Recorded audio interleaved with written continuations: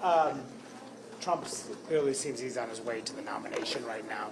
I'm wondering, if you have concerns about his standing with independent voters, suburban voters, in very clearly the exit polls. Well, He's struggling with those groups. I think if you look at some of the battleground states, people would have to be incompetent not to go after and try and go after the right of center in our state, unaffiliated voters. That's obviously where you would go for it, and that's exactly what Trump's going to do. Trump's going to identify people who are disaffected with Biden on the economy, maybe the handling of geopolitical affairs. That's where the races are not won by the parties; they're won in the middle, and I think both campaigns are going to target that. But I mean, he has had a hard time moderating himself for many years now. Going to have to take the message to him, and hopefully, I'm going to support the Republican nominee, and that nominee is going to have to go after that middle ground, or you don't win. Have Trump's comments regarding the border negotiations been helpful in terms of getting the negotiations? Right now, comments about the border bill are amazing to me, unless we've got a lot of Karnaks out there, because no one knows what's in the bill. Except for the people negotiating. I know some of the top lines, but I don't know everything that's in the bill.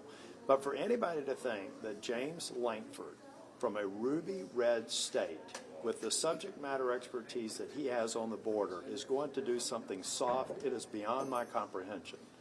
He is going to pass something that's going to force Biden to address something he's refused to, and enable the next Republican president to shut down the border unlike anything that we've seen in decades. What do you say to other people say that? Why give Biden a victory now? Why deal with this right now? Let's deal with it. At some point, you have to, I believe that you've got to rise above the political rhetoric and save people's lives.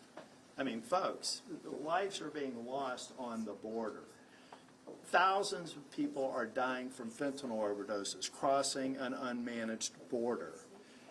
1.5 million so-called gotaways are here. Why do you pay a premium to come to this country and avoid Border Patrol when it's so easy in the Biden administration to get released unless you have a bad background or a malign purpose?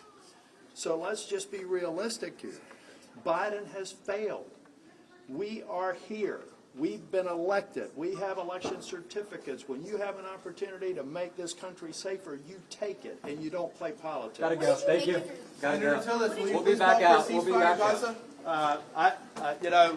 The ceasefire was broken on October the 7th. When we want to have an intelligent How discussion is about the the murderers ceasefire who broken? crossed the border on October the 7th, I'll have that discussion. We're But if happy you- to have that discussion.